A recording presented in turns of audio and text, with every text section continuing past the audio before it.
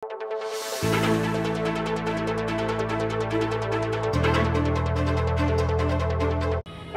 ba rin, Diego? Justisya! Tuloy ang laban sa lupa! Tuloy! Iniingkulait na rin residente King Sitio Balubad, Barangay Anunas, Angeles City. Kasabi ni itining pangakutkot na ng 46 years old na Gregorio Diego Navarrete.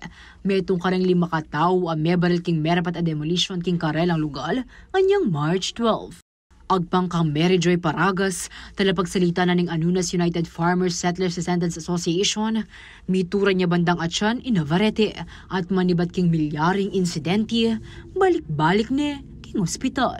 Time ng demolition, okay siya malakas siya, wala siyang problema, tinamaan siya ng bala.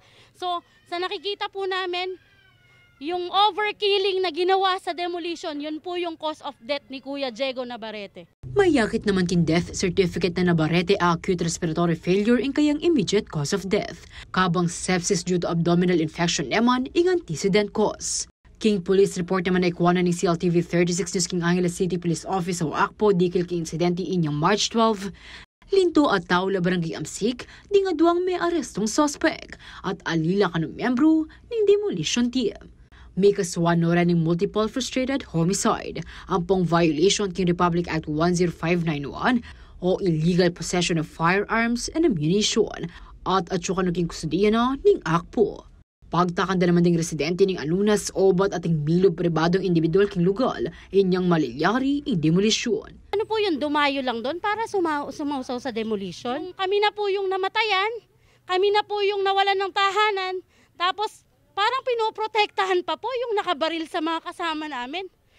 Di po ba? Halos nakakaiyak po yung nangyayari, no? Na tinatanggalan ka ng karapatan sa sarili mong tahanan, tinatanggalan ka ng buhay. Pero kung tutuusin po, hindi kami illegal settlers. Uulit-ulitin ko yan. May lehitimong dokumento, bayad sa Land Bank of the Philippines. Bakit hindi po yun yung imbestigahan nila? King pangamatay ng Navarrete, likwano rin kayang 4 na anak. Minor de edad na rin adwa, edad 13 at 15. Paano po yung mga naulila? Yung mga bata, single father po si Kuya Diego. Ano po ngayon ang maibibigay ng local government para masigurado nila yung pag-aaral ng mga bata? Samantala, balaos kano ilaban na rin apektadong residente king demolisyon king Anunas para king pakikwanan ng katalaruan. Sa ngayon, tuloy pa rin nga ang laban. Hinihintay lang din namin yung advice ng Congress and Senate po. Yun nga po yung nangyari kay Kuya Diego, nananatili po, humihingi kami ng hustisya at hanggat hindi namin nakukuha yung hustisya para sa kanya, hindi po kami titigil, lalo na po yung mga taga Sitio Balubad ay hindi po illegal settler. At inala mo naman kanong relocation site at Duduang Karela o nang pakisabi na Reni. Na sana pagtuunan ni Mayor na wag kaming tanggalin sa Angeles. Dahil kami po ay lehitimong Angeleño, botante ng Angeles, hindi po kami dapat itapon sa Magalang.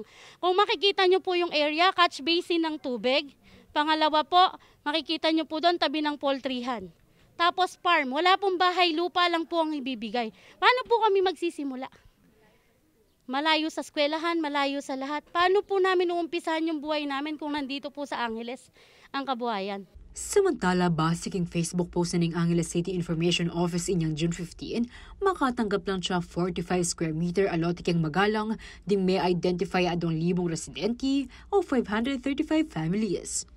Magsadya niya mo naman kanoing city government para king relokasyon at oras ma-relocate la, ma-install na lang mo naman kano rin karelang water ang pong electricity connection.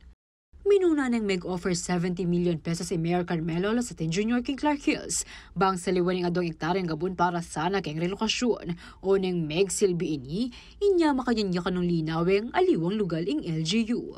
Base naman kay ikwa ng impormasyon ng CLTV 36 News iba't kin chief tactician ng Mayor Lazatin ay Isaac Alaguas anyang Martes June 18, pisabyon ding adwan dareng residente king Sitio Balubad Anunas at tambing lakan ng magluwal statement oras atin ng development dikil kanini. Ako, Inke Kain Talasuyo, Liana Kanilaw, ating pusong makabalin.